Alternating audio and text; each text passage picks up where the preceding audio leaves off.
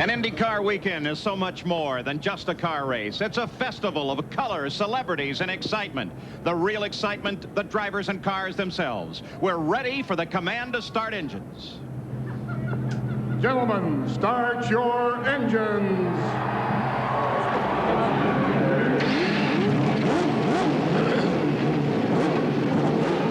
And on Shoreline Drive in Long Beach, California, normally the speed limit is 30 miles an hour, but as the signs say, 195 plus today. The Indy cars are ready to run. Literally millions of dollars of technology.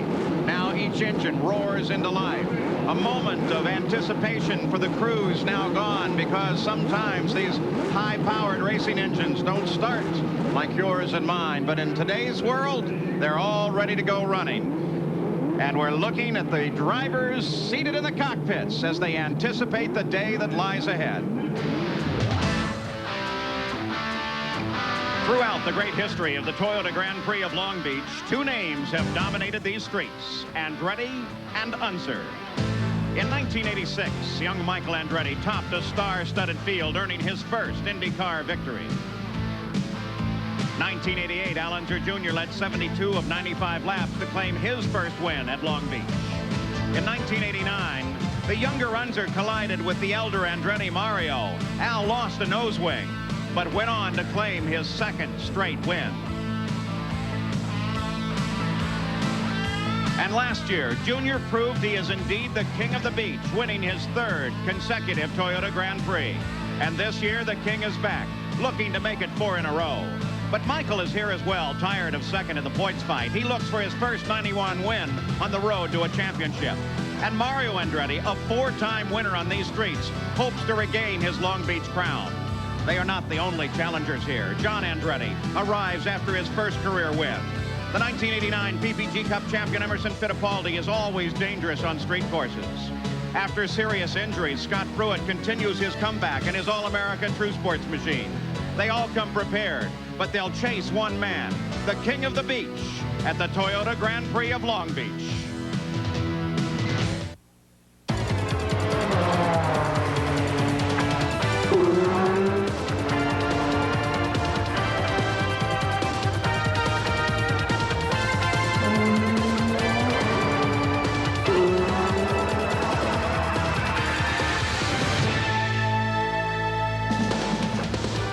Most of the streets in Long Beach, California are crowded with race fans, with the exception of the few streets that make up the Grand Prix circuit, as the Indy cars are ready to run in the Toyota Grand Prix of Long Beach. Hello and welcome. I'm Paul Page, and we are seeing one of the most competitive seasons ever in the history of the Indy cars. The teams are getting closer and closer, and the competition better and better. Now, Bobby Unser, there's been very little change since last year.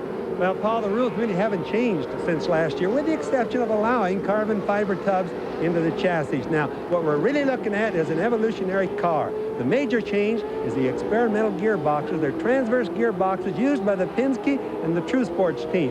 Now, transverse gearboxes aren't really new this year. They were used back in the late 70s. The idea of the whole thing is that better aerodynamics underneath the car to make them stick better. But they normally don't shift quite as well. We'll see in the race.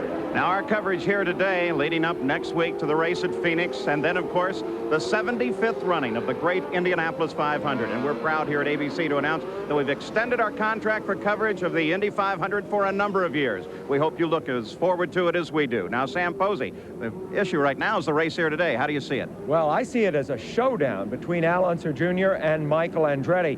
Unser, of course, has won this race 3 consecutive times, and along the way led 87% of the laps. Those statistics speak for themselves. But he faces the inspired artistry of Michael Andretti, who has been hurling his car around this track for the last couple of days like a man possessed. Now, there are other great drivers in this race, but I don't believe that any of them has a chance to win it unless both Unser and Andretti fail. Well, there are definitely others in the fight. Let's take a look at the starting grid. On the pole, Michael Andretti, his 14th career pole, his first here at Long Beach, alongside Al Unser Jr., winner of the last 3 races here. And then on the inside of the second row, Emerson Fittipaldi, twice a runner-up here. Now, this one's a little tough. For a decade, Rick Mears won in this yellow car, but now the three-time IndyCar world champion who stays with Penske, but in Marlboro colors. And Bobby Rahal, a runner-up last month at Australia. Scott Goodyear, the young Canadian, impressing everyone. Mario Andretti, a three-time winner at Long Beach. And Scott Pruitt, back in form after sitting out last year. Ted Prappis, the freshman driver inside row 5. Now here's another team change. John Andretti is no longer with Porsche, but now in the yellow car of Pennzoil with Hall VDS Racing. And Eddie Cheever, a former Formula One driver, inside row 6. Outside is Jeff Andretti, the fourth Andretti in today's field. Ari Luyendyk has changed teams as well. Now he is racing for Uno Granatelli, last year's Indianapolis champion. And Paul Tracy, making his IndyCar debut outside row 7. Scott Brayton finished 9th here a year ago. Danny Sullivan has changed teams, leaving Penske, and now drives Alfa Romeo Power. Inside row 9, Mike Groff, a sophomore, worth watching, and Didier Tays, who runs strong on the road courses. The 10th row on the inside, Tony Bettenhausen, with Chevy Power this year, and Bernard Jourdain filling in for A.J. Foyt. The 11th row, Randy Lewis. His best career finish came here 4 years ago, and Hiro Matsushita, a sophomore from Japan. The 12th row, Guido Dacco, a 3-year veteran from Italy, and Dennis Vitolo, a graduate from the Super B Series. In the final row, Mark Dismore is on the inside, a rookie making his 3rd career start, and Buddy Lazier, an 11th hour replacement for Phil Kruger. So that's the way they line up here under beautiful blue skies. You couldn't ask for a better day for racing, and there's a gigantic record crowd here at Long Beach ready to watch the Indy cars make their run. This is the 8th running of the Indy cars here, the 17th actual race, and when you think back 17 years ago to that first Formula 5000 race, this city has come alive in large part due to the presence of the Long Beach Grand Prix here. On board, there you're taking a look at Al Unser Jr. over his right-hand shoulder as the pace car goes off, and the pole sitter Michael Andretti brings him down to Nick Fornaro's green flag, and they are racing as they scream down Shoreline and head for that very first turn. It's a battle, just as suggested, between Andretti and Unser. Michael cooks his brakes hot, tries to hold on to the corner, and does so. Remember, Paul, when they go into that first turn, the brakes are not hot. It takes about 2 or 3 turns to get them hot again. So Michael's brakes had a little bit too much set on the front. It's Michael Andretti, Al Unser Jr., Emerson Fittipaldi, and then Rick Mears, followed by Bobby Rahal as they work themselves through the backside of this course. And it's so important on that first turn who gets in there first, because it's very difficult to pass through this part of the track. In past years, Al Unser Jr. has been leading early in the game, and he is unaccustomed to running in second. Sam, he just changed the setup on that car totally since yesterday, and so he's a little bit uncertain of it, but he'll know within 1 lap. Then he'll probably press Mario or Michael a little bit harder if he can. He's pressing him very hard now already, looking for an opening, and the first lap isn't even over. Without question, the fight is underway to the final hairpin, leading onto the long straightaway on Shoreline, the critical corner on this course, and it's still Michael Andretti holding on to the lead. He separates himself a bit from Emerson Fittipaldi, and Rick Mears has dropped back.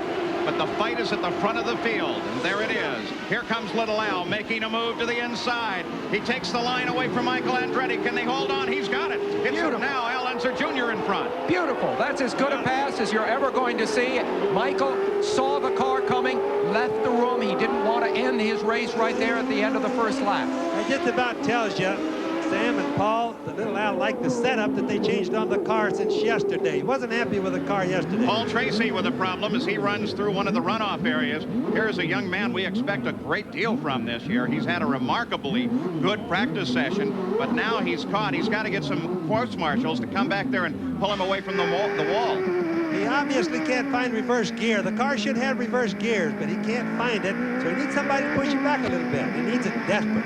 On board with the leader of the race, Al Unser Jr., as now he has a clear course ahead and will for some laps. And that, as he comes onto Shoreline, works to his advantage. One of the things he has to think about is how hard he's going to use his brakes during the early stages of this race. It's a long race, almost 165 miles. And if he uses them too hard, and he did use them hard when he overtook Michael, he will find himself in the last stages of the race without the brakes that he needs. The fight remains at the front of the field. Al Unser Jr. being chased now by Michael Andretti. In third place, Emerson Fittipaldi. Bobby Rahal got around Rick Mears and moved up. Mears and then Mario Andretti. There comes Fittipaldi through. Here is Ray Hall. There is Rick Mears. There is Mario. As the field strings its way through once again the hairpin, and then here we come down underneath where they changed the pavement surface, which is one of the many challenges here, Bobby. In some places it's asphalt, in other places it's concrete. Yes, and it's impossible for Goodyear to design a tire that likes both type of surfaces. So normally speaking, the tire works best on asphalt. When they go across the concrete, it gets slippery, and you can see the cars jump around a lot, Paul. Mario Andretti sets up to challenge Rick Mears. It'll be very difficult for us. I'm sure it will be for you to recognize Rick in that yellow car. And look at Mario as he darts to the inside, picks up the position on Mears, but Mears has none of it. He's going to come along. Now we have a drag race on Shoreline. Mears and Mario Andretti. And that's really literally a drag race because they go through that turn about, think of this, 30 miles an hour. It's so slow. And touch up towards 175 miles an hour. A Lola chassis for Mario Andretti, a Penske for Rick Mears, identical Chevrolet power. And for the moment, it goes to Mario. And you saw Mario pull right over and block Rick for a pass. Now that's good defensive driving. He did it early enough where it isn't considered like chopping him off or anything. I want to point out, too, though, as we watch this battle, that blue car, the gray and blue car, that's Scott Goodyear with Judd Power this year, and he's staying right there in the fight. He is really looking terrific. Just behind him is John Andretti. Battle at the front of the field remains one of Unser and Andretti, Little Al and Michael. On Seaside once again, taking a look at 5th place, Mario Andretti. He makes a very critical turn. This is an area he just throttles gently through and tries to get a good shot for this hairpin turn, the most critical turn on the circuit because it leads to the long and very fast main straightaway. Al Unser has the lead. We'll be back. Nice little battle developing for 6th place. Let's take a look here moments ago as John Andretti in the yellow car cruises past Rick Mears. Beautiful little pass there. Mears stays in the fight. Scott Goodyear is just behind him. Magnificent battle. Rest of the field strings its way through on Shoreline. Mears now has separated just a bit from John Andretti. Just behind Rick, you can see Scott Goodyear, and Arie Luyendyk now begins to close in on Goodyear. Andretti, of course, was the winner of the first IndyCar race of the year in Surfers Paradise, Australia, a few weeks ago, and as in that race, he moved up from an indifferent starting position, and he kept coming up and up through the field. We're seeing history repeating itself. And the young Canadian, Scott Goodyear, is now beginning to challenge the master, Rick Mears. He's been impressive. Scott Goodyear has really been impressive. He got really, looking really good at the latter part of last year, Paul. And all during practice at this race, he's really been dynamite. I'm watching in a lot of corners. He's running faster than the fastest of the guys. The number 3 car is Mears. The number 15 is Scott Goodyear. That's Arie Luyendyk, and number 9 just behind him. And then Scott Pruitt closes down. We've got a dandy little battle right here. Goodyear is 31, and he, among all the promising young rookie drivers, is the most likely to move up into one of the important rides should one of the top men falter. Now, the fight breaks off with Goodyear, but just behind them, take a look at Arie Luyendyk in 9 and Scott Pruitt in number 11 as they begin to do battle. Fighting for 9th place on this circuit. Scott Pruitt, right there, the 11 red car, Paul, that you see, the second red car that you see right there. It's an All-American car. That's the True Sports car that's new this year. Not foreign made, All-American made. It's quite different. It's an all-carbon fiber tub. It's got the Judd engine in it. They seem to be running better. Scott Goodyear has the same engine in it, and the car has a lot lower center of mass weight in it, and about 1,200 hours of wind tunnel time in it. Just behind them, of course, running Eddie Cheever. Let's go down to the pits. Jack Aruta's there. All over the past several years, the key story early in the race has been fuel conservation, causing drivers to short shift and try and have enough fuel to go the distance. Well, our perusing up and down pit road this morning tells us they're not concerned about fuel consumption.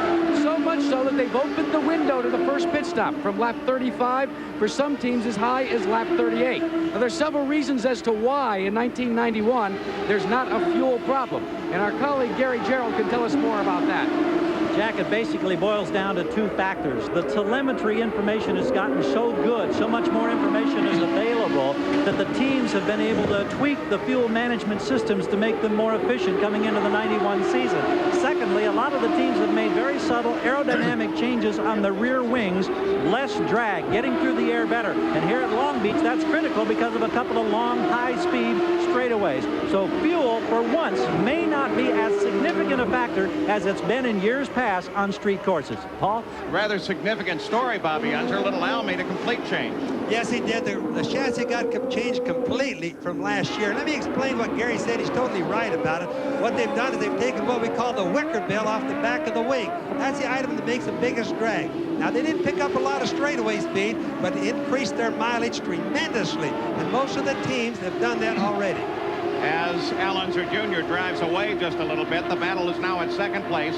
Emerson Fittipaldi is chasing Michael Andretti. That's Michael in the number 2 car. Just behind him, number 5, is Fittipaldi. Of course, Fittipaldi started his IndyCar career on the streets of Long Beach. Now, if we take a look back, we're on board with Bobby Rahal. Just ahead of him is that battle for second and third, and Bobby Rahal is staying right in the fight as well. Well, yesterday afternoon when I talked to Michael Andretti, he was so loose and aggressive, I believe he thought he would be leading the race at this point, to find himself instead being pursued by Emerson Fittipaldi and others. It may require a change of his mindset and his attitude.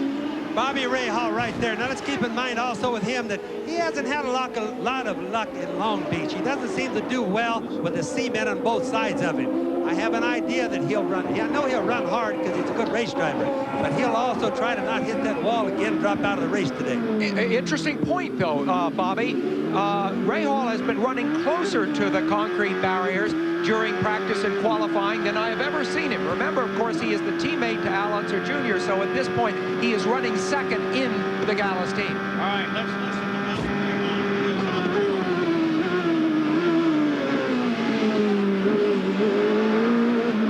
We listen to Bobby Rahal as he works his way through the gears on this circuit.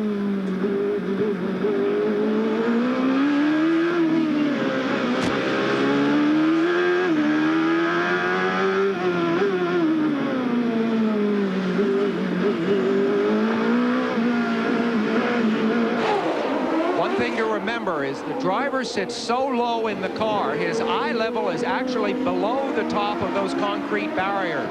So when we look out from Rahal's car, notice how little visibility he really has. All right, on board Al Unser Jr. now, leader of the race. Nice, clear racetrack ahead. What every driver wants to see, Bobby Unser. You can watch him shift the gears. For example, he comes off of a slow turn, goes through 3 gear changes, just pop, pop, pop, drives with his left hand. Of course, it's easy right then. Now he's downshifting. It's interesting with these cameras how we can watch what the drivers are doing with their hands, how they hold their heads, and little things that really makes a difference in the speed. So Al Unser Jr. leads this race by about 5 seconds ahead of the second place car of Michael Andretti. Fittipaldi rides in third, then Rahal, and then Mario Andretti. The action is underway at Long Beach. With Eddie Cheever looking over his shoulder as he's been mounting a challenge on Arie Luyendyk, running just ahead. They come down into the first corner. Cheever pursuing just as hard and hot as he can. And Cheever works his way through. A slower car lies just ahead of him. And look at that. Look at Cheever duck under Luyendyk. Scott Pruitt tries to get through too, and Pruitt makes it past as well. So Cheever and Pruitt move forward. Luyendyk back.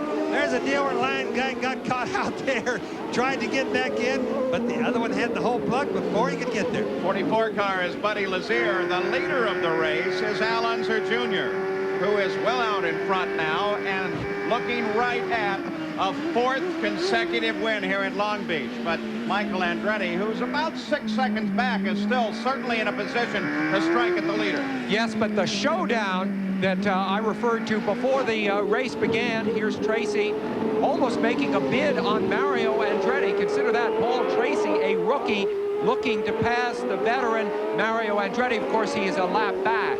But the showdown that we thought might happen is definitely being won. And here's Scott Pruitt into the pits, suddenly and without explanation. And it's early in the race, 14 laps. That'd be well out of the window, Bobby. Paul, I think he bumped the wall just a little bit ago coming off the turn.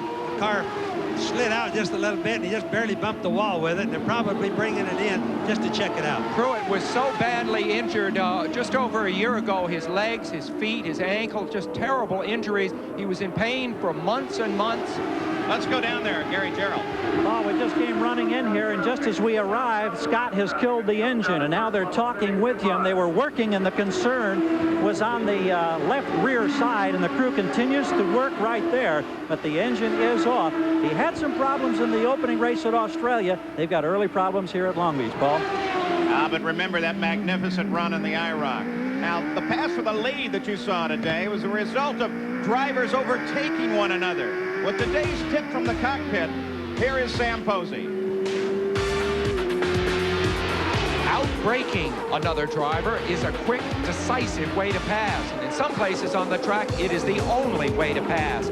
The mechanics of the maneuver are simple, but the execution can be tricky. As two cars approach a turn, the driver attempting the pass brakes a split second later than his opponent, and his speed carries him alongside, taking away the ideal line. The car being overtaken is shouldered out of position and left behind as the two cars accelerate down the next straight. Things go wrong when you miscalculate and brake too late, locking your wheels, or when your opponent either doesn't see you coming or just plain blocks you. Long Beach has 11 turns, but only 4 places for outbraking. Certain parts of the track are better for outbraking somebody because you usually had a little longer run at that person where you've got a little bit more straightaway, you can get in behind them, you've had a chance to build up your speed. If it's just a pure acceleration to the next corner, most cars are usually equal to that task. The emotions when you pass somebody like that are quite a bit of elation because you've actually done it, you pulled it off, you passed somebody. Usually a quick car, it's really a big elation because you've made that move and you've moved into another position. And of course, we saw a great example of that. There's Buddy Lazier in the 44 car in one of the runoff areas sitting by the edge of the race course. Scott Pruitt's car still sits in the pits now with Scott Pruitt out. You know, he started his IndyCar career in 1988 as we see the safety team trying to get Buddy Lazier back into the action. Pruitt started here in 88. That time he used his life savings, there's Scotty, to rent a ride from Dick Simon. Pretty good investment in his future, I'd say, Sam Posey. Yeah, he's always been a man who wears his heart on his sleeve. You really know how much Scott Pruitt wants this career in car racing. He spent that 70, 80,000 of his own savings, and he would do it again today if he had to get. I think what happened, Sam, excuse me there, when he came off that hairpin turn, Paul, 30-mile-an-hour turn, he slid out, and apparently it hit a little bit harder when I mentioned that he touched the wall, and it broke our left rear suspension somewhere. Now stretching his lead to 8 seconds over Michael Andretti. Al Unser Jr. carrying the number 1, which denotes the championship that he earned last year. Interestingly enough, embroiled at the end of the season in a fight with Michael Andretti, who finished second in the points. And of course, these two have battled here on the streets of Long Beach ever since the race began. Well, Al's been a little upset at this race earlier, Paul. He's not been really happy with the car, even though he's been fairly fast. His chief designer, engineer Alan Mertens, is back building the new Gallus car in England, and he didn't show up for this race. I was a little bit worried about that, but it looks like they got the setup pretty good. That's, Sam Posey, something that really affects a driver when the team loses the personality of the individual balance. Well, more than anything, of course, the driver has to carry that sense of aggression into the race that you have from qualifying, but then temper it with the judgment of the fact you're running a race 160 miles. So you have to be careful with your brakes, and you have to be careful in the traffic. You see the traffic ahead of him now. He's got an almost unassailable lead. You won't see him do anything stupid as he tries to pass these guys ahead of him. Very carefully works his way trying to get under Hiro Matsushita, and that's Tony Bettenhausen that's just ahead. Now, we were talking about the Scott Pruitt situation. Right now, he's with Gary Gerald. Well, Scott quickly away from the car and headed back into the sanctity of the compound. I know this is a bitter disappointment. Tell us what happened, Scott. Well, you know, everything's real close out there, and Ari and I just touched lightly, and we bent the one of the rear arms. So, unfortunately, we don't have enough parts to fix it and enough time to fix it. But, you know, everybody on the Budweiser team did a great job today, and unfortunately, things like this have to happen. could you tell them out the damage? Will that create any problem being ready for Phoenix next Sunday? No, not at all. It's just a matter of changing a few pieces, but we'll be back. All right, thank you, Scott. Paul? Bobby Unser, it's hard to imagine what a tremendous effort that is to build that All-American effort. Oh, Paul, it really is, and they've done such a good job. Often you can't tell the difference from the outside of the car, but you ought to see the difference inside. It really is a good-looking car. So Al Unser Jr. is around Maschusta, now gets around Bentonhausen and leads this race by 6 seconds. So Michael Andretti is beginning to close the gap just a bit. Michael started on the pole. Al Unser Jr. took over the lead, and he's staying there.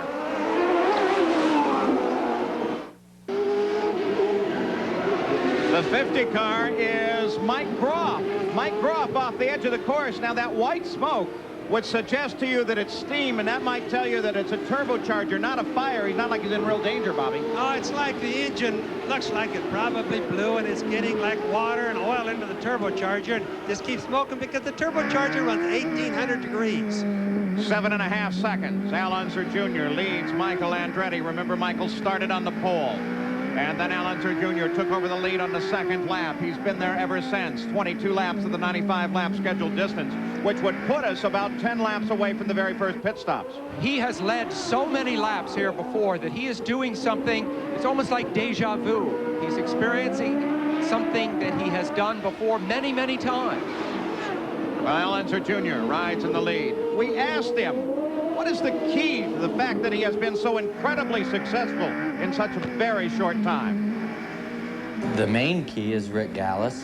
He is the best car owner I've ever driven for. He's a man that believes that no one man is bigger than the team, and that's pretty much our motto around the shop. And when the car owner says it and lives it, then you know you got something good. And I guess the next word that comes to mind is continuity. And Rick is our leader in the continuity. And you know, he's a super boss and a super leader. And everything, he's the nucleus of our race team. So there he is, Rick Gallis, the owner, part owner, half owner of the Gallis-Craco racing team, and certainly the man that has, as you heard, been a driving force for Al Unser Jr.'s career. We take a look at the fight for third place now, and it's developing between Bobby Rahal and Emerson Fittipaldi. Fittipaldi is the number 5 car. That's Rahal lined up just behind, and they're beginning to close down on the second place Michael Andretti at the same time. So Fittipaldi, who started his IndyCar career right here after his world championship runs, and that brought him, of course, up to an IndyCar crown as well. Let's go to the pits of Jack Arute. And Paul, the initial reports from Emerson back to his crew is that the car had developed a bit of oversteer. So they radioed back to him to adjust the front bar by 1 notch. Now he's very happy with the car. But the entire team is just pleased to be in the race because just 100 yards beyond the checkered flag in the last practice session yesterday, the drivetrain seized up on the car. They worked until 11:30 last night to locate the problem in the rear end. They've corrected it, but they said, but for a scant 100 yards, they would have started this race with a faulty rear end. And of course, what Jack's talking about, Bobby Unser, is what you mentioned at the start of the show, is that transverse gearbox. They're bringing it back. The Penske team, Nigel Bennett, their designer, decided that it would help this car, and it sits in both Fittipaldi's and in Rick Mears. They tested it a little bit last year, but you think it's a problem. Well, Paul, new transmissions really are, but this transmission is a different concept. The way that the gears that physically drive the car forward are made are totally different from that of what we know natural or normal rear ends in the automotive market are. And it's supposed to take less power to turn them, or they should go faster from it. But again, like I said earlier, it's a better aerodynamic package is the big gain. And one of the neatest things is that when you shift these cars, the movement of the gear lever can be made just by moving your wrist. You don't have to move your whole arm. The throw, as it's called, is so short. Well, that's all in the linkage and how they decide to make it, Sam. The biggest problem is you're moving giant gears. You're moving the quick change gears when you shift.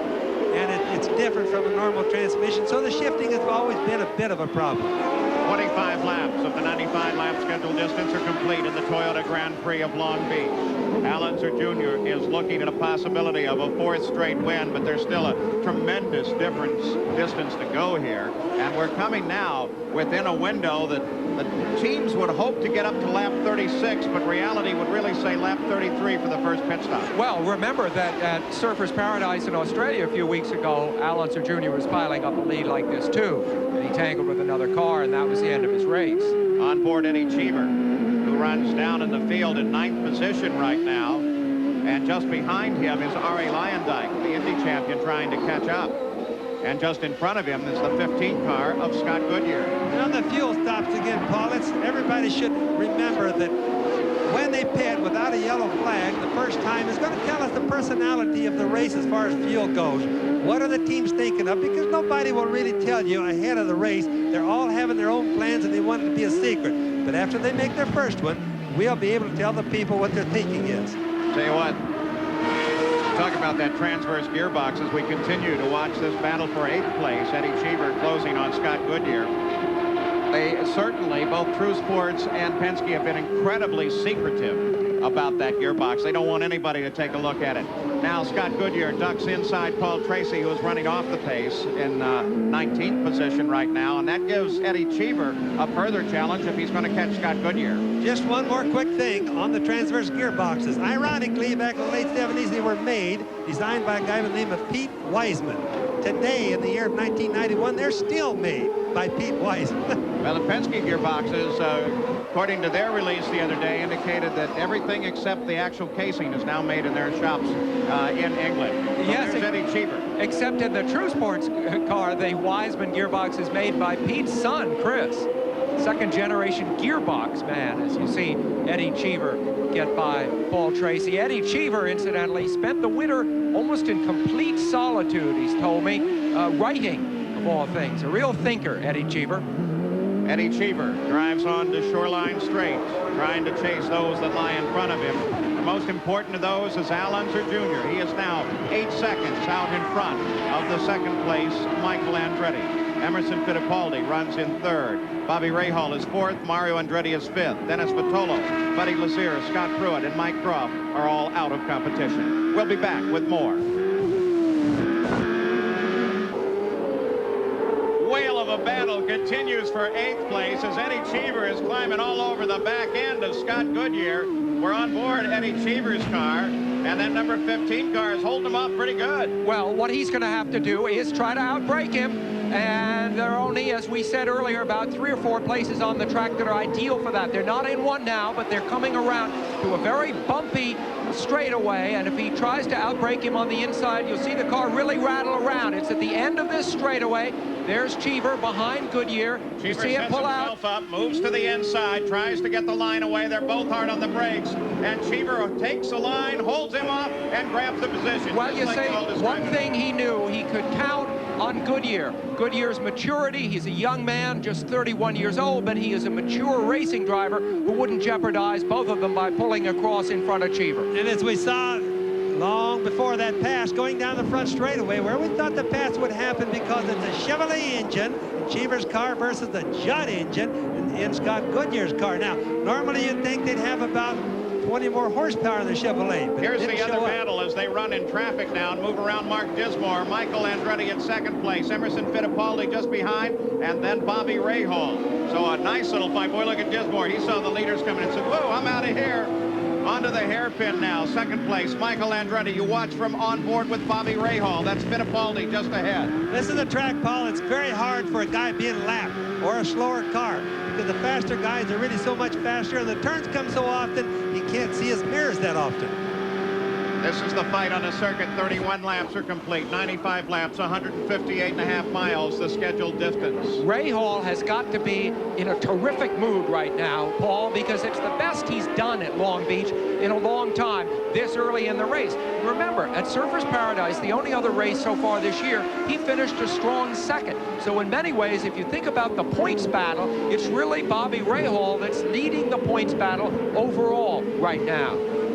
Now, we have mentioned this transverse gearbox time and time again. This year, of course, 2 teams have brought back this updated innovation in racing, the transverse gearbox. The Budweiser True Sports team allowed Gary Gerald to take a look at theirs.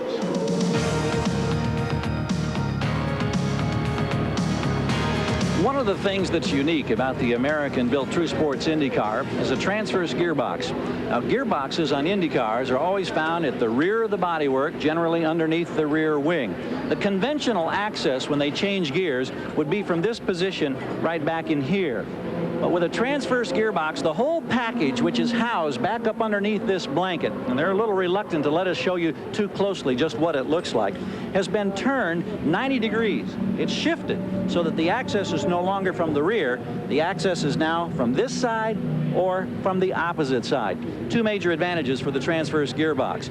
First of all, it's a condensed package. It cleans up the tunnel work underneath the car aerodynamically so that the air that rushes under the car gets less drag or less resistance. Second major benefit, instead of being hung out here, it's now positioned about a foot forward, directly between the rear wheels. You no longer have about 50 pounds of gearbox weight hanging literally off the end of the race car. It helps balance and stabilize the car.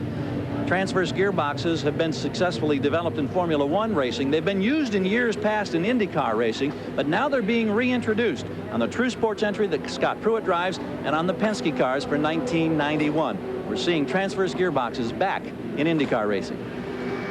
Well, with an 8-second lead, Al Unser Jr. is out in front, but now the pit crews begin to go to work, many of them up and down the wall, ready for their cars. The stops should start shortly.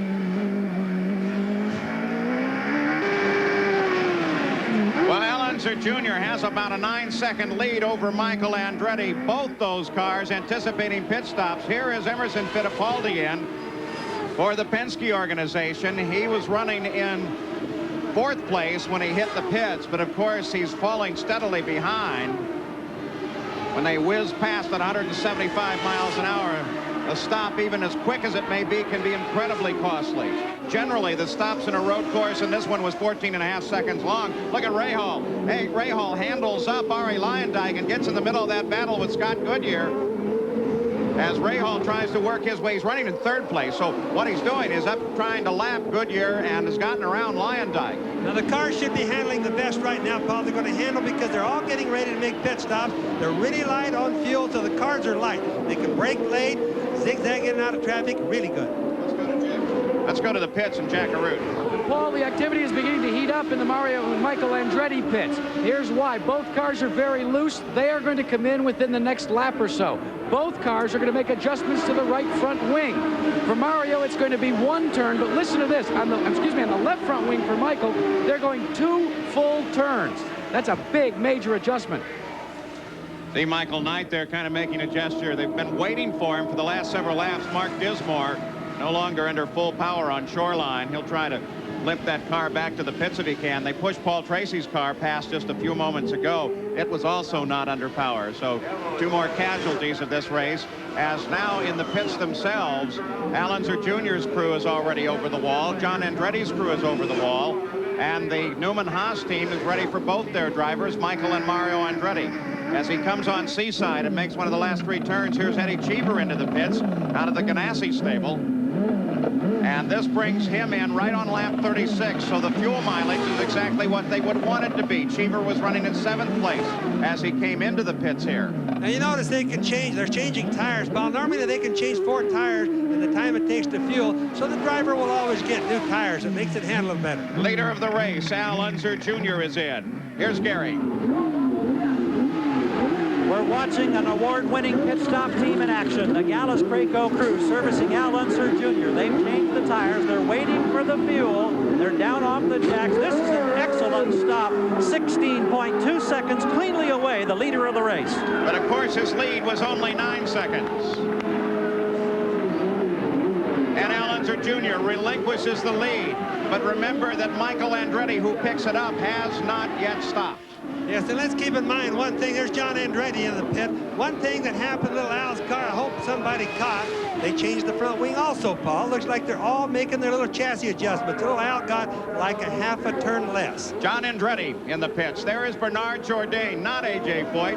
A.J. says he will race next week at Phoenix, Arizona, the first time since his accident last year at Elkhart Lake, Wisconsin, and it's very definitely back at the Indianapolis 500. Jeff Andretti, who is in this field. Buddy Lazier worked through. Here is the second, now the leader of the race, the number 2 car, Michael Andretti. Look at him kick that back end as he comes around the hairpin and makes his turn down toward his pit. Jack Aruta's there. Michael Andretti, his crew goes to work. They're going to change tires all the way around. They are going to make an adjustment of 2 turns to the left front. The engine almost stalled. They've completed the work. The fuel is in, and he's away, Paul. Mario Andretti comes in at the same time, making for a very crowded Newman Haas pit in 16 seconds. Michael is out and away and under power. Now Mario Andretti rolls away as well. You also saw Ted Pappas in the 31 car make his stop.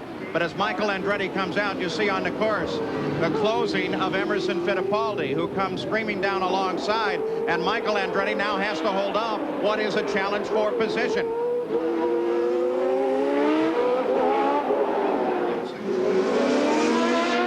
Al Unser Jr. regained the lead as a result of Michael's stop. This is a battle for second place, and Fittipaldi wants it.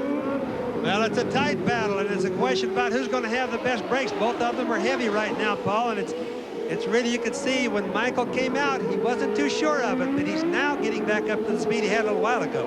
Look at Fittipaldi. Boy, he is all over the top. Lola chassis for Michael, Penske chassis for Fittipaldi. And just remember, the changes that they make during their pit stops change the personality of the cars and how they handle. Does the driver like it better, or does he like it less? Well, but whatever, he has to adjust to it right away. And when you have to make that adjustment with the pressure of another top driver right on your tail, that makes driving very hard. When we watch two masters like this, we get a wonderful comparison of driving styles. The fight for second place, Fittipaldi and Andretti.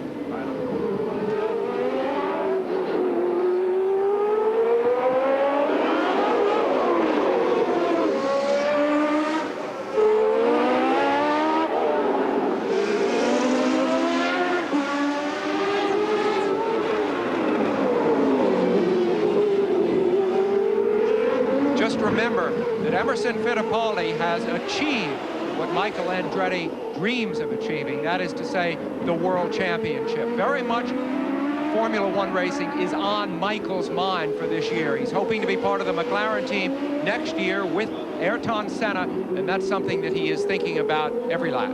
Don't forget that next Sunday here on ABC Sports, the World League action will continue as they head off to Florida, where the Birmingham Fire will battle with Kerwin Bell and the Orlando Thunder. And then, of course, our kart racing coverage continues as the top IndyCar drivers hit the track in the Valvoline 200 live from Phoenix, Arizona. Great IndyCar racing, great sports activity coming up here on ABC Sports.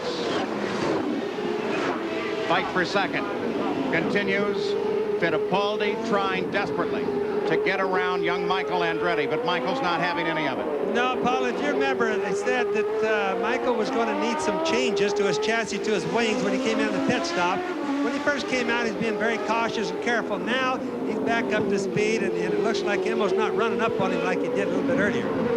Michael Andretti, of course, already in a Formula One test program, may in fact leave the IndyCars. I think it's a certainty right after this year and go over and run Formula One for a while, with the possible exception of the Indianapolis 500 if he can. After 40 laps, well, Al Unser Jr. has been a dominant factor. The only other leader has been Michael Andretti, and they're running at a record pace. The track record's 85.5 miles an hour right now. After the pit stops, they're up at 87.8 miles an hour. So one terrific battle here. It's a good day. It's a fast race. The racetrack is really good. And if people wonder why it's only 87 miles an hour when down the front straightaway, they're really running 175 plus. It's the reason we have a 30-mile-an-hour corner. So at the front of the field with a 10-second lead is Al Unser Jr. looking for 4 straight in the Toyota Grand Prix of Long Beach. Michael Andretti tries to hold off Emerson Fittipaldi. We'll be back with more after this message and a word from your ABC station.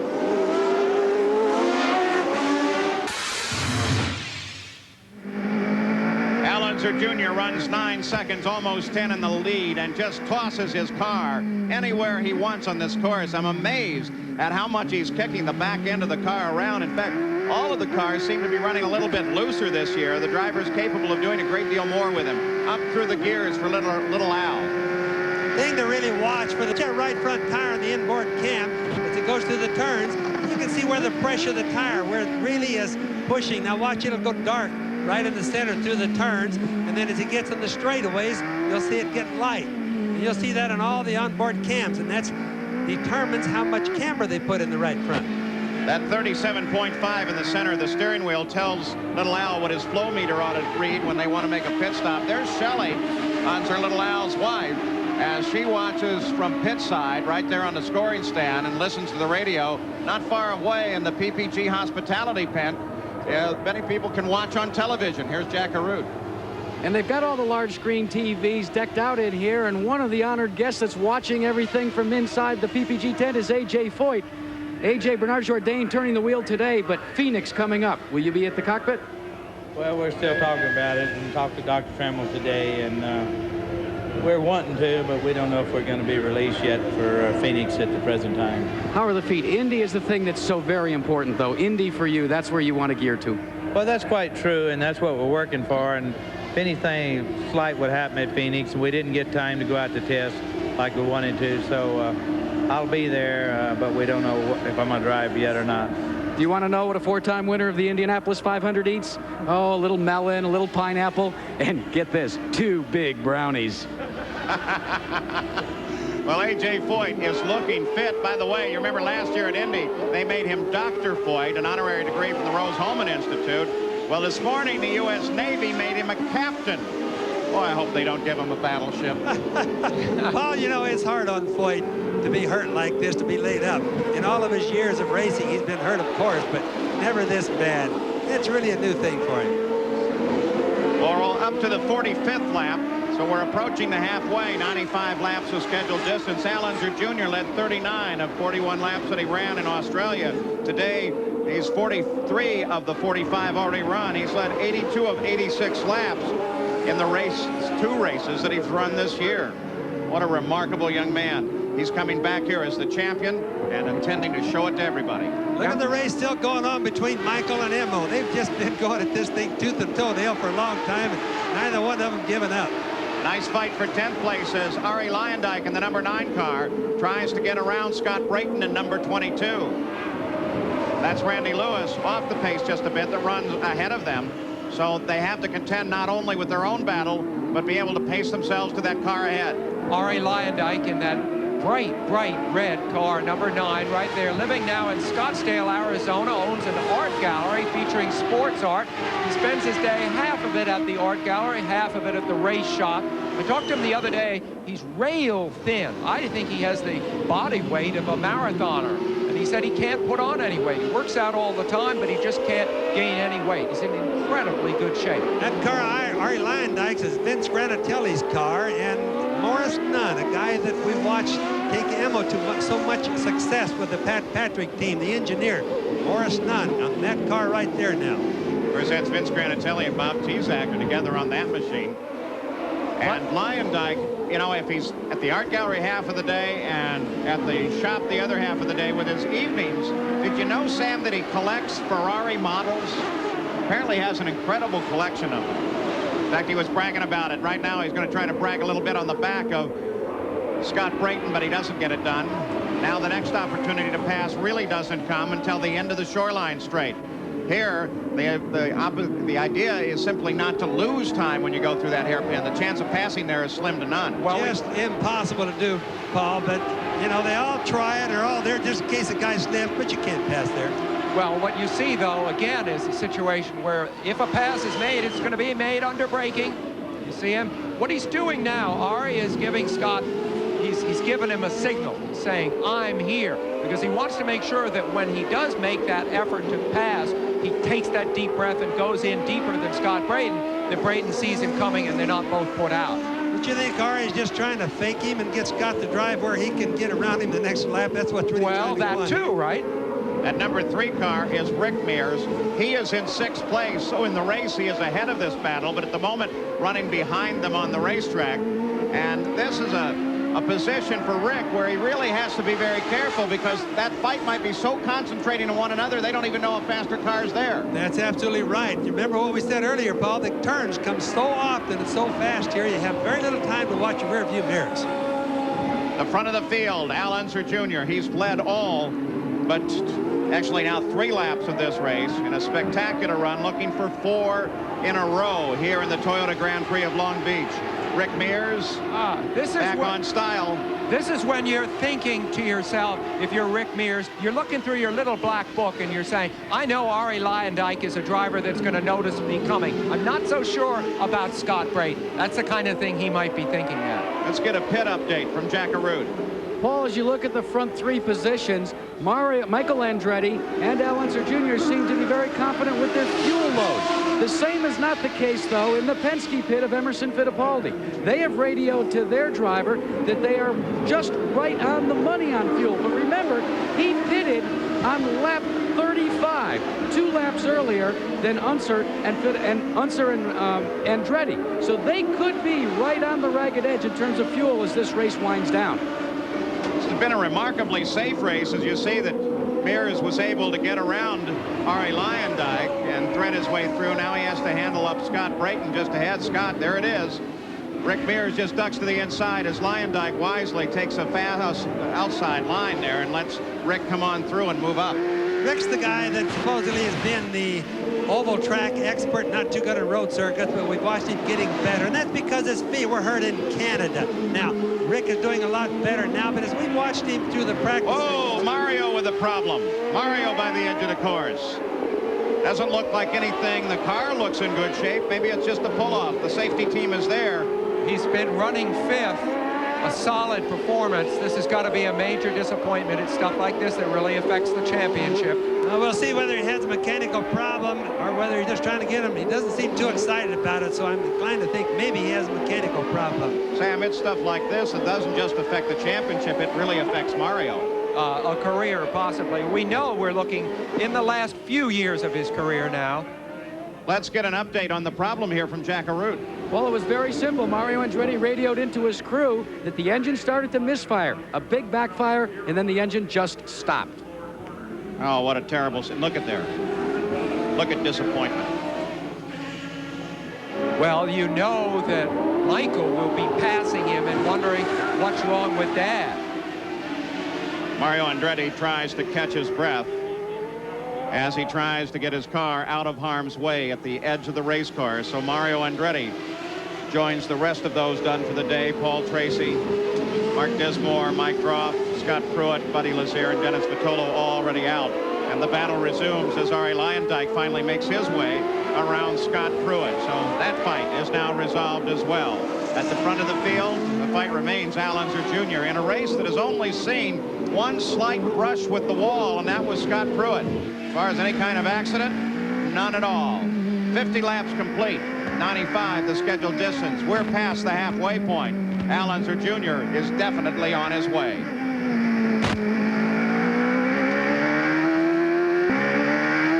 In front in the Toyota Grand Prix of Long Beach, it's an Al Unser Jr. day. The track that he has so dominated the past 3 years, he continues that kind of performance. 10.5 seconds ahead of second place Michael Andretti. In third place is Emerson Fittipaldi and then Bobby Rahal. Now, Michael Andretti and Fittipaldi are right with one another. Here you get an idea. Look back, look at all that empty track behind little Al as we wait for the number 2 car of Michael Andretti come through, and there it is. That's the distance that must be made up. But notice as well, that number 5 car is third place, Emerson Fittipaldi. Now he is in direct challenge with Michael. Emerson's got to be the real original bulldog. He will not give up. He's a very strong man. He's a very stubborn man. And even if the car's not handling perfect his liking, he's going to push it, Paul. But it looks like they've got a car handling a lot better than it was. It's a battle that spans generations, too, because Fittipaldi is 44 years old. Michael Andretti only 28. Let's go to the Penske pits. Jack Arute. Paul, we were wondering, as we said out loud back to you, as to whether there might be a fuel problem with Penske's team. Well, Roger has now radioed to both of his cars that fuel is a concern and they should turn down the boost. Also, a postscript on Mario Andretti's problems. It's now been confirmed that it's something in the electronic control management system. That's the electronic brain for all these Indy cars. And on a warm day, typical Southern California day, heat, both the ambient heat and the heat generated by the engine and the components in the race car, can fry some of those electronic components. They're still a weak link in the chain. By the way, Al Unser Jr. has now clinched the 1 bonus point for running the most laps. So Al Unser Jr. picks up a point for that. Michael Andretti picked up a point when he sat his car on the pole. Now, this is not the only racing this weekend here in the Toyota Grand Prix of Long Beach. One of the many events held during the weekend is the Pro Celebrity Race. Let's take a look at the results of this event and the hoopla around it. The Toyota Celebrity Race at Long Beach once again boasted a star-studded field. Some of entertainment's best came out to test their driving skills and raise money for children's hospitals. I really enjoy being in the car. I really enjoy the feeling of hanging it out there a little bit, you know. It's the same kind of yahoo that you get when you fly off the high bar. There's that same thrill, but you have to be in control at the same time, and I love finding that balance. We get lots of chances in the TV business to get our kicks, and those of us who are adrenaline junkies can find it other ways. The fact that people are benefiting from this, I think, is the real reason to do it. And how prestigious is it to be involved? Well, Michael Baumer bid $28,000 at a charity ball for a 1992 ride. Well, the racing was fast and furious. At the start of the celebrity race, Bart Connor cut off Craig T. Nelson. Donnie Osmond took the lead.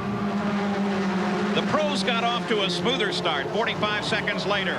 Parnelli Jones going for the lead. The celebrities proved they were in it to win as well as Bart Connor and Dallas Raines tangled in turn 1. They were both ticketed for trying to park illegally.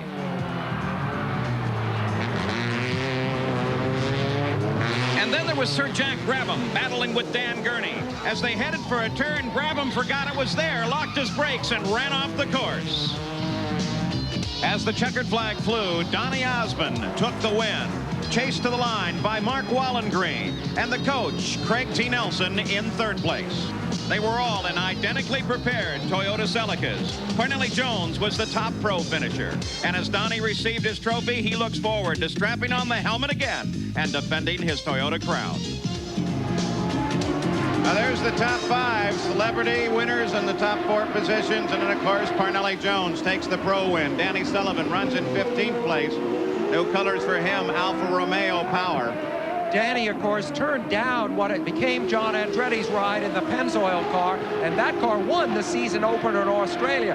Danny has been a front runner for the last 6 years with the Penske team, winning at least one race a year for 5 of those 6 years. He thought like a winner and acted like a winner. And yet now, here he runs in 16th place, and unless things change in a hurry, he faces a whole season battling in the middle of the pack.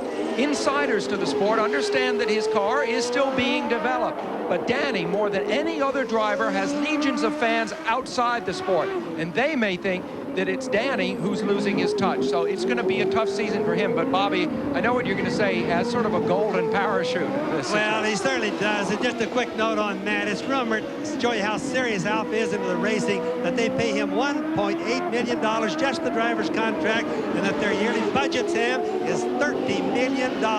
Think about that. Drivers are making that kind of money. What are you doing up here, Bobby Unser? Let's go down to the pits once again. Well, one of the new wrinkles, if you look closely in the Craco Gallus or the Gallus Craco pit this year, numbers on the back of the uniforms. Like so many other sports now, they're identifying for the folks, particularly back in the hometown of Albuquerque, by numbers so that they get a glimpse on television. You know that number 11 is Owen Snyder. John Dick over here is number 29. Mike Walter is number 67. Rick Gallus is number 35, etc. During the Super Bowl, they had a big party at the Gallus household in Albuquerque. They drew numbers out of a hat. They said, here, we'll go for it. This number was chosen because his brother-in-law, Steve Kinzer, 10-time World of Outlaw champion, carries that number on his car. Just another new wrinkle here in the champion's pit. Some things remain the same, others change. At the front of the field with a 10.3-second lead is Al Unser Jr. But already in the pits, the crew begin to ready for the second round of stops. Not very many people over at the beach. As you can see, many of them are at the track of the Toyota Grand Prix of Long Beach. New luxury condominiums on Ocean Avenue, some with swimming pools, health spas. You know, 15 years ago, before they started holding the race, this city was forgotten and crumbling, and today it has a vibrant new skyline. City really looking ahead, not backward. On board, Al Unser Jr., who looks only ahead, at once again a clear course with a 9.7-second lead. Now, that lead has been whittled down, either through Little Al slowing it down a bit, and we'll try and keep track of his speed while we keep track of Michael Andretti's. But Michael's definitely closing in. Well, I've been timing the cars occasionally, Paul, and what is really happening, Little Al's holding a lead of about 8 to 10 seconds and trying not to kill the race car. Now, I believe by the times he's running that he's got about 1.5 seconds in reserve. Now, Michael probably is slowing down, too, because they have to have good cars at the end of the race. Let's go to the pitch. Here's Jack R02. Paul, let's explain to you exactly how Michael Andretti will determine when he goes for his next pit stop. The first thing that he will do is he will check his dash as he comes across the start-finish line. He will then look and give a fuel reading off the dash. Once he's gotten that fuel reading, he radios it into his crew. They will take the information and they will translate it into their laptop computer here on pit road. They will then determine just when they should go. The laptop computer here will determine just when they think they should pit. The one variable that they cannot control electronically, and they say will play the critical role as to whether they pit between lap 70 or 75, is what the leader, Al Unser Jr., does. You know, all pit stops are always determined by the leader. You know, the way you think is always determined by what the leader does. But you know, that's just the way we refuel our family car at home. Oh, I mean, right. I say to Ellen, you know, Ellen, I think the darn thing is almost out of gas. And she said, why don't you fill it up? Well, Scott Brayton and Eddie Cheever have been at it once again as they continue their battle. Fight also continues up in second place between Michael Andretti with Emerson Fittipaldi just following as best he can. And the leader of the race has some traffic now to deal with. That's John Andretti that sits just ahead in that bright yellow Pennzoil machine. John, the winner of the first race of the season, held this year for the very first time off of the North American continent in Australia.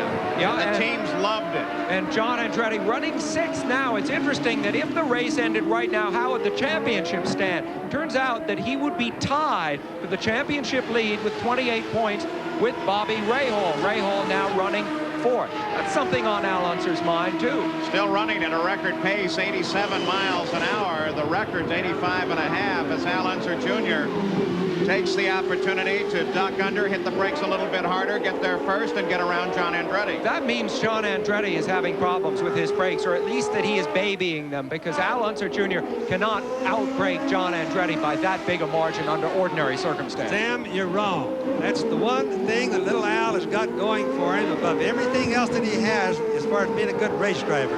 He's able to brake later than any driver I've ever seen in my life. Now, Michael Andretti is extremely good. His father, Mario, is very good. Nobody can brake as good as little Al, and that's where he always does his passing. Well, that's part of the key to his success here, and I buy that assessment overall. But in this instance, he can't have that much superiority. I'm convinced that we're seeing a little babying of the brakes.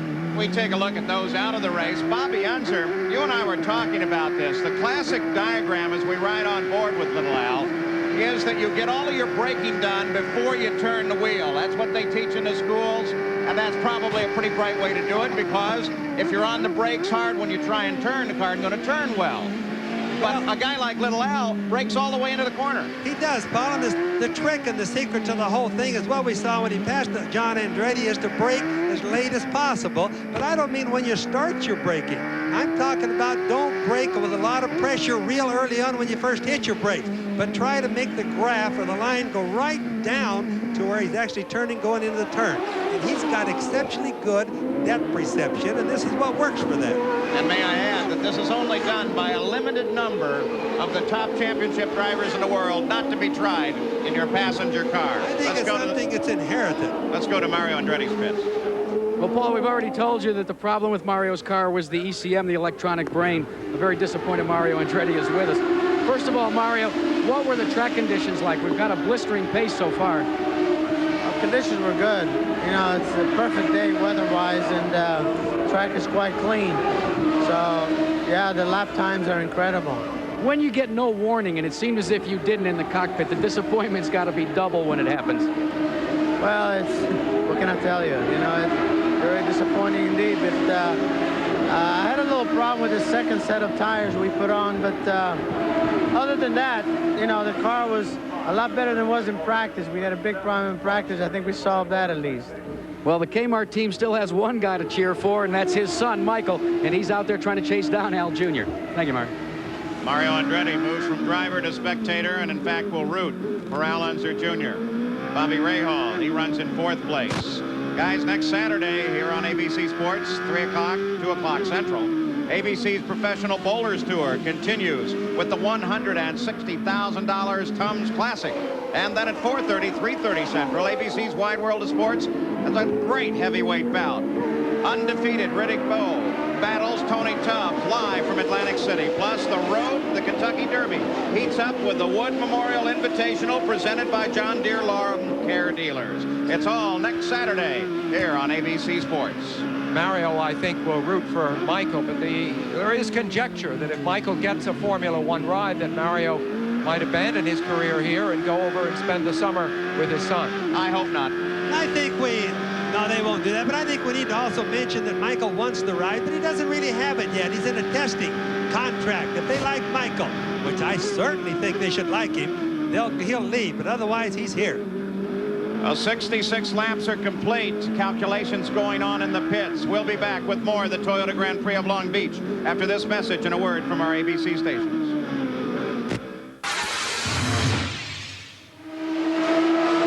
Some anticipation in Michael Andretti's pits. The crew over the wall, as they are down in the Penske pits as well, anticipating a stop just any time. One of the reasons for this anticipation is yellow flags flew for oil laid down on the main stretch just moments ago. Here is Little Al as he moves past Rick Mears. Mears running in 5th place, so now Little Al is overhauling this field. The question was some debris and some oil on the main straightaway. And when the team saw those yellow flags come up, they said, whoa, this may be a chance. There's Eddie Cheever already in the pits, and he makes his stop on the 69th lap. Cheever was running in 7th place before he came in for this stop. Randy Lewis rolls in as well.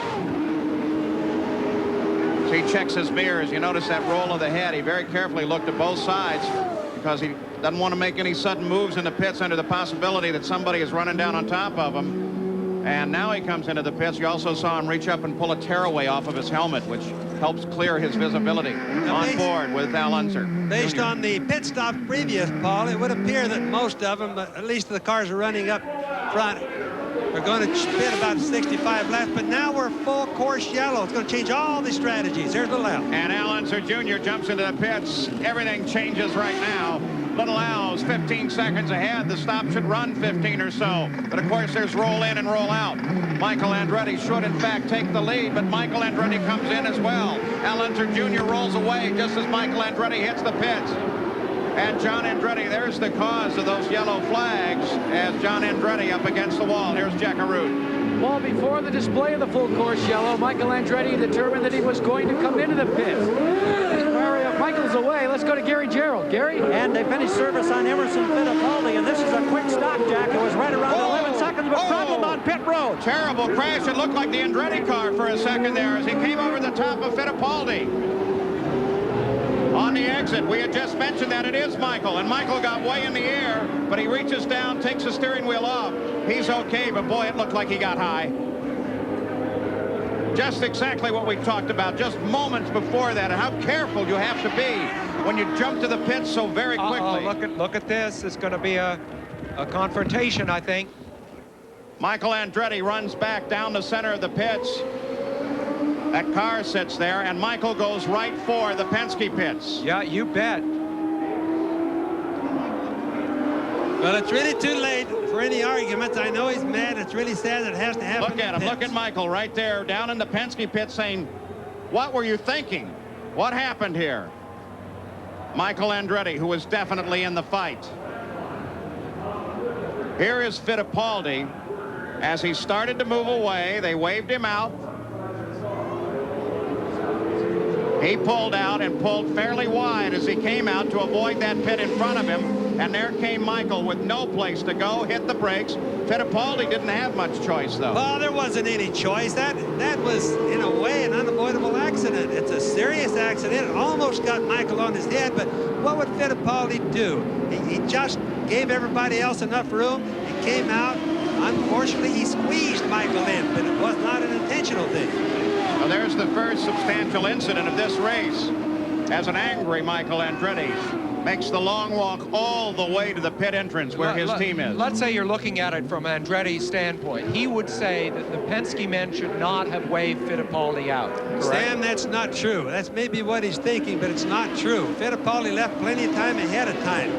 It's just one of those unfortunate things when two people can't fit in the same place. Here's Fittipaldi coming back into the pits, and he's rolling through with damage on one side of the car, and Rick Mears and a problem with one of the pace cars. Ran into the tire barrier. So a race that has gone so smoothly suddenly is in total disarray. One yellow flag, and we've got more action. Oh, look at the damage on Fittipaldi. Look at that damage. Well, that's going to put him out one way or the other. That's going to be too severe damage to keep on going. We've lost a lot of cars over a very unfortunate incident. And in the side pods of that race car are electronics, cooling systems. It's not just decoration. All the brains are right in there, plus the cooling system, like you say, Paul, and plus their heat exchanger for the oil is right in there. The man that gets away with it and comes through so very smooth.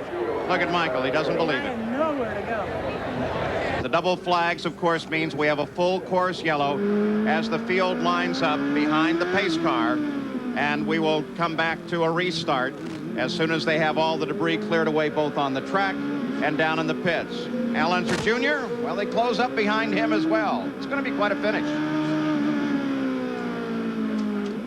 Well, you see a course condition flag and the yellow flags there, and this is that turn that caused the problem for the pace car, driven, by the way, by Johnny Rutherford. Apparently, when they got into the side of Fittipaldi's car in the pits, they hit all the coolant lines, and he was trailing coolant when he came through here, which is just slicker than can be. Let's go to Gary Gerald.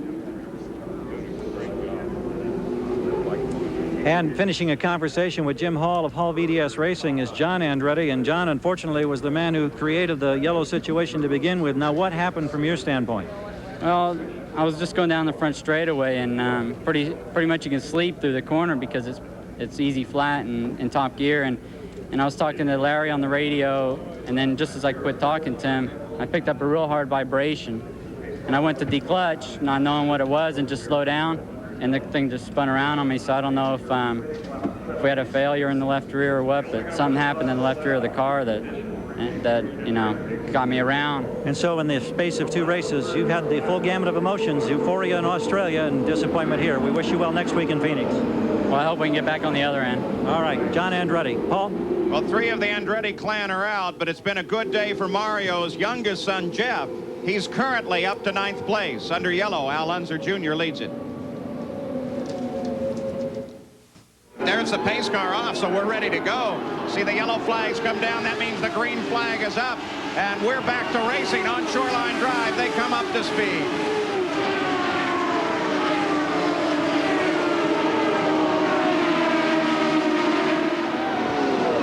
Little Al, take a look back. Yellow and blue car. That's Bobby Rahal, runs in 2nd place. Gaggle of cars running just ahead that they have to separate up. Rahal really doesn't want to get caught in that traffic like that. Little Al has a clean place to run now. No traffic right in front of him. It's really hurt Bobby. He may not want to, but he's right there and having to fight with him if he's going to move up. There is there's Lyondike. Rahal runs to the inside of Cheever. Now he has only to handle Ari Lyondike in the number 9 car. Well, little Al thinks to himself, in a sense, he gave up his big lead. On the other hand, the incident took out his toughest opposition in Michael Andretti. Oh, I don't know. I think his own teammate, Bobby Rahal, can be plenty tough, though not necessarily so here at Long Beach. Now Rahal trying to catch Lyondike. It's not a battle for position, of course. What he's trying to do is get around Lyondike. He runs in 2nd place, and he wants to be able to start chasing Little Al again. And just remember, Little Al is probably more worried about Rahal because those are the same team cars. That's the Unser, the Gallus Craco team, Maury Cranes. Hey, those cars are the same, Paul. Cheever right behind Rahal. Yeah, and I doubt if Little Al... Oh, 2 cars together. It looks like the 22 car of Scott Brayton and Scott Goodyear. The Scotts together in the turn. Oh, boy. The corner workers might be able to push them both back and get them going. I don't know. We may see another big yellow flag. Yeah, here. see Scott Brayton. He's signaling. He says, get us out of here. Get us a tow. Look at that. Look at that. There's no lane there. So, boy, I hope everybody there should be waving yellows 2 or 3 turns ahead of this, telling them to slow down and look out for this. There is room to get by, of course, but that's not in the racing line, and it would be very easy for a driver to come around that corner and plow right in. Jr. be the first car to get there. Just 2 more corners to go. Goodyear was 5th. Brayton was in 8th place just before this. Now he's got a right-hander and then a left-hander, and that left-hander is the approach to the hairpin. Good. Now he's going to see now he's car coming Goodyear around. being pulled back. All right, here is Little Al as he comes to the hairpin. Yeah, look how careful. But good work by the course workers. That was quick, and they also did exactly the right thing, which is as important as acting fast. Excellent job by those course workers and the officials there. They are really good course workers, both here and all through the season. Here's what happened. And see, Brayton was just caught outside of another car, and he was outside of Scott Goodyear, and Maschusta was out there as well, and the 2 of them got together. We've always said you can't pass there. I see the cars right now 3 abreast. Of course, 2 of them didn't make it. That's one place where you really shouldn't try to pass. Maybe they were right. Yeah, they're confirming what we already believed. You can't pass there, and don't try it. Bobby's grasp of the obvious. Every couple of years, we need an opportunity to remind us of that. Al Unser Jr. out in front now. Of course, as Jack explained in the scenario on the flags, that means that is a yellow flag in that area of the racetrack only. So Little Al can go fully back to speed everywhere else. One more time, there's the situation. Scott Goodyear and Brayton were just racing with one another, and neither one of them worked in it. Well, they don't have enough turning radius in the cars, or they just won't turn tight enough to do that. In other words, if they could have turned his wheels another 2 degrees, he wouldn't have got caught, and Scott Goodyear would have made the pass on Brayton, but it didn't work out. You also got a glimpse there as they came onto the straightaway at Shoreline of that red and yellow stripe flag, which also tells you that coming off of that hairpin, it's a little slick. A little slippery. That means the front wheels might have been pushed a little bit too, Paul. All right, Tony Bettenhausen in a fight for 10th with Danny Sullivan. Danny in that number 20 car. Must be very disappointing for Danny to be going from leading races, winning races, to running this far back. And one has to wonder whether it's worth the money or not. This team will do better. It's a good team. Alpha, of course, is continually developing the engine, but it has to make you wonder how the driver thinks. 81 laps are complete for Danny, too, knowing that he has a full year of development work lying ahead of him. Let's go down. Now Jack is with Johnny Rutherford, the pace car driver. Paul, you can see the damage that's been done to the PPG pace car. As we look to the front end, that's what barreling into a tire barrier will do to you. Johnny Rutherford is actually the driver of the car, and he's no wanker when it comes to driving a race car or a pace car driver. Let's see if we can get a couple of words with Johnny as to what the problem was. What happened down there? Well, it's a little bit embarrassing, but there was a lot of oil in the first, second, and third turn, and in the 4th turn, and got in there. I was watching mirrors in my mirror to make sure I had the field gathered up. Slid right into the tire barrier. The car just would not turn on that oil. It was really slick, and like I say, it's a bit embarrassing. But it's also a reason why PPG in the IndyCar World Series requires professional drivers to drive the car. Yeah, we're on a standby. We got to go. Okay, and you can see he was injured. He took a bad, nasty cut to the forehead when his head hit the roll bar, Paul. Johnny Rutherford. Somewhat embarrassed, I think, especially so since Johnny's planning on starting high-performance driving school, a race driving school. Well, over that one, he better not have too much embarrassment, because there's nothing wrong with that cat as far as Believe me, anybody can score the championships and the 3 Indy wins he has. As you see, Al Unser Jr. and Bobby Rahal almost in the same frame now. You got to realize Al Unser probably has, if he hasn't been able to do the arithmetic in his mind in the car in the heat of battle, he knows that Rahal finished 2nd down there in Australia, and that a strong finish by him here is going to catapult his teammate into the points lead. Rahal right now, if the race ended, would have 32 points against Al Unser Jr.'s 22.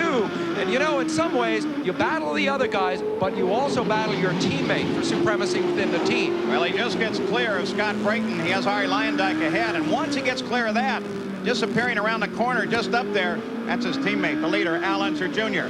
Now, when these 2 cars out of the same team, the Gallus Craco organization, were unloaded, they were both running very, very fast. So that has to tell you, not only are the drivers good, but the team knows something mechanical, don't they, Bobby? They certainly do. And remember, some of the mechanics switch around from one car to the other, from one year to the other, and they all work together in the same rooms. You're looking back from Bobby Rahal. The cars, other than the fact of how the driver prefers his own little settings to be, the cars are identically the same, and nobody has a preference to the engines. So it's a total equal team. So the order is Al Unser Jr., Bobby Rahal, Eddie Cheever in third, Rick Mears in fourth. Fifth place is Ari Lyondike. Ted Prappus, rookie, runs in sixth place.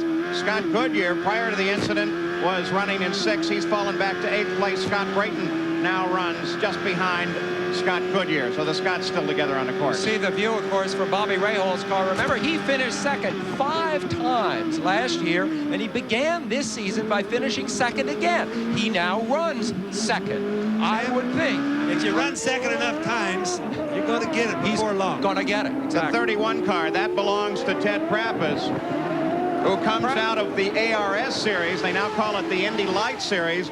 Interestingly enough, his mother has been Jimmy Stewart, the actor's, has been his business manager for many, many years. Ted Prappus, spectacular ride. Interesting that you make that point, because Prappus himself looks like an actor. You see, he lives in Los Angeles. He's very much part of the scene out here. It's a shame that he has flowered so late. He's 35 years old. I think if he'd had the opportunities earlier in his career, we'd see him running at the front.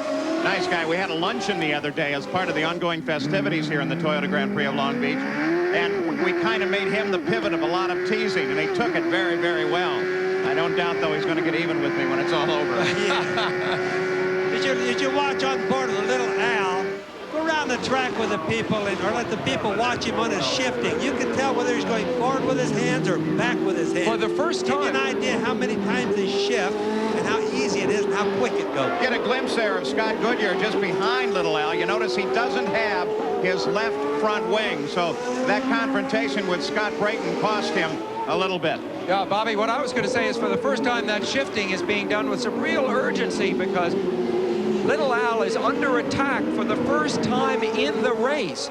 Bobby Rahal is running, if anything, closer to him with each lap. He's catching him slightly. You would wonder in this day of aerodynamic race cars, not having a nose wing like that might affect the race cars. Surprisingly, not nearly as much as you might think.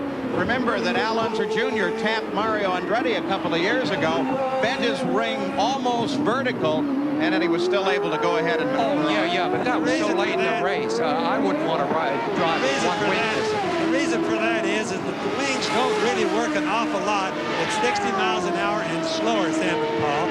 So therefore, most of the turns here are slow turns. So you don't see that much effect on it. It would make a big difference at Indianapolis, for example. Much less. Whale of a difference in Indy. With a 2.5-second lead, Al Unser Jr. over Bobby Rahal. We have 9 laps to go. It was 2.76 seconds.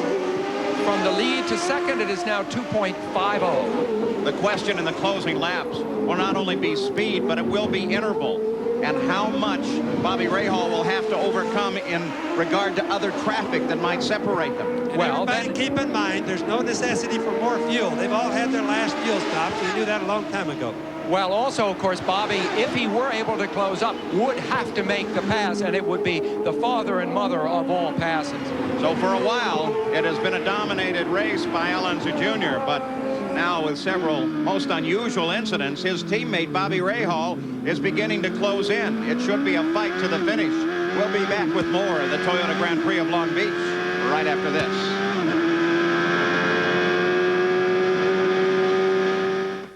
Rick Ellis recognizes not only the car that he tends to, that's little Al's car, but the team car, Bobby Rahal, are running first and second.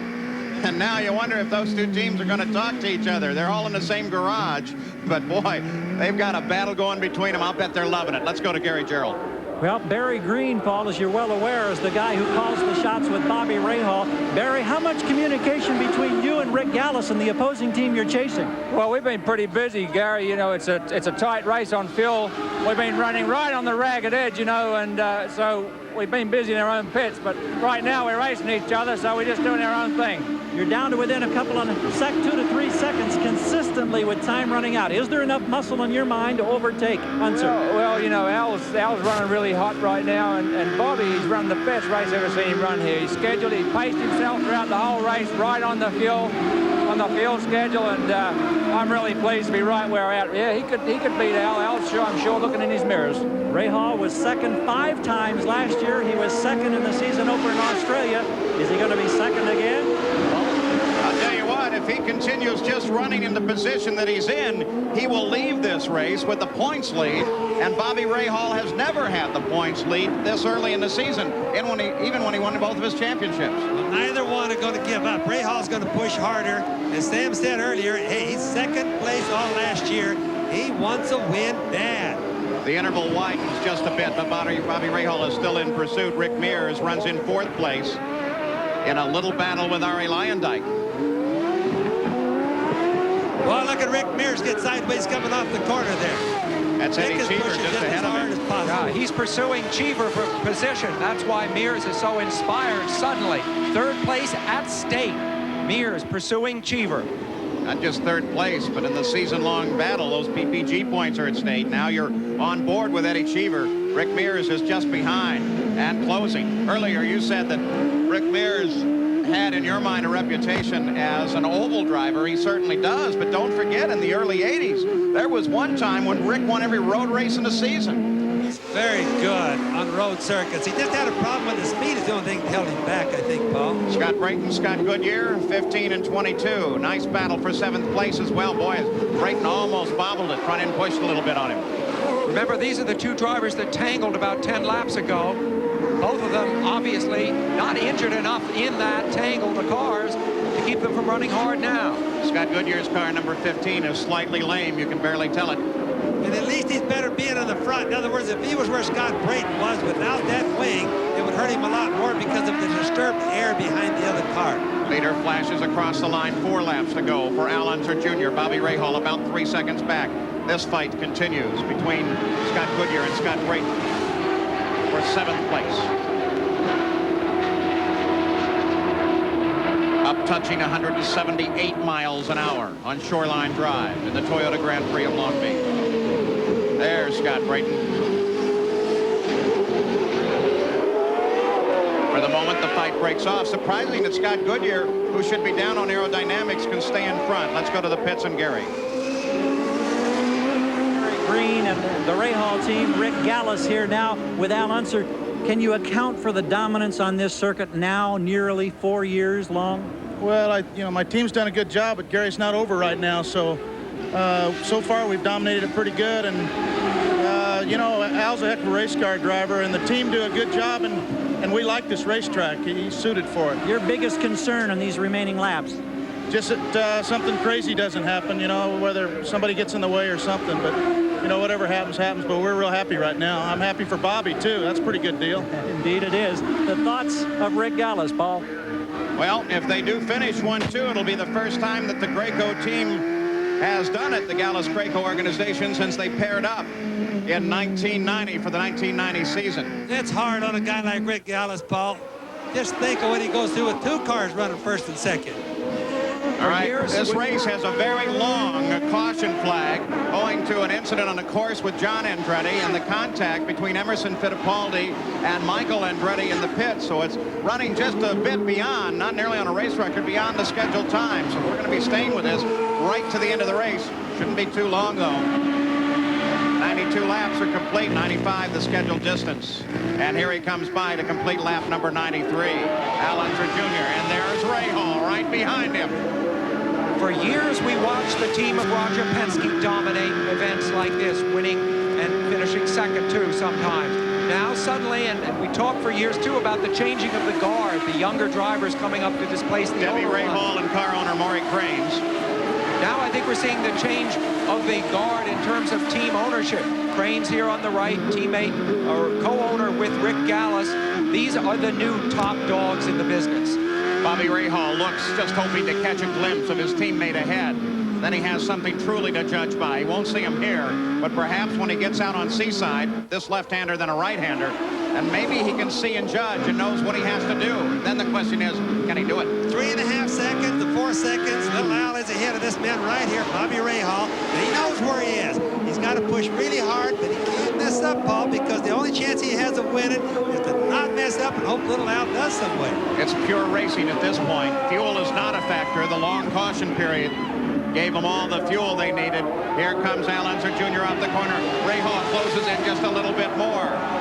As the white flag signifying one more lap to go. Comes out for Al Unser Jr. He's looking at 4 in a row at Long Beach. When has it been done before in the kart Indy cars? Simple answer, never. I've never seen this happen. Doesn't come around the last lap. Rahal's still hoping something's going to happen. Little Al being as careful as he can possibly be. It's a time that can drive a race car and a race car driver's wife crazy as Shelley continues to listen to the radio transmissions. But Little Al is listening to that race car. It's been strong all day, but he knows, as do we all, that anything could go wrong at any time, and it wouldn't take very much to stop the onward momentum of this machine. Lady Luck's been good to him, because just compare that to Michael Andretti, who didn't get the good luck today. Debbie Rahal, she watches Bobby Rahal running in second place. But Bobby Rahal would have to have a miracle now, because there's the hairpin turn ahead of Little Al, and they already recognize that almost anything could go wrong now, and he could roll to the finish ahead of Rahal. There is Al Unser Jr., and he wins the Toyota Grand Prix of Long Beach, and that, by the way, is the 50th win for the Chevrolet Racing Engine. 16 career wins for Little Al. He picks up 4 straight Toyota Grand Prix in a row. Rick Mears, in his continuing battle, comes to the line, but Cheever is able to hold him off. So it's Al Unser Jr., followed by Bobby Rahal. Then unofficially Eddie Cheever, Rick Mears, Ari Lyondike, Ted Prappis, Scott Goodyear, Scott Brayton, Jeff Andretti in 9th place, and Didier Tays comes home in 10th. A remarkable day with some surprises. This is Paul Page for Bobby Unser, Sam Posey, Gary Gerald, and Jack Arute. We'll see you next week at Phoenix.